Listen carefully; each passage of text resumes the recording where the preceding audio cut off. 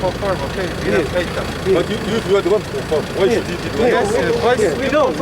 We are going to have a meeting. You bring evidence that you have done. Ekkubo lino liba Muyenbe paka Nakapiripirit eryatamaka lirimu ne challenges era ebintu byetusanze nti road works zisiro nnyo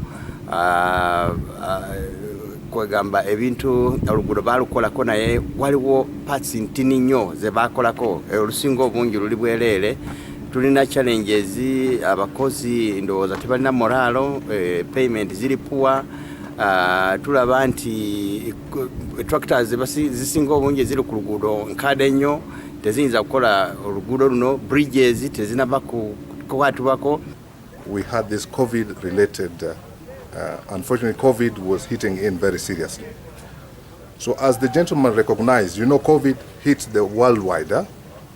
So we had what affected us locally and as well what affected us internationally. So that was one of the reasons that this project has somehow delayed.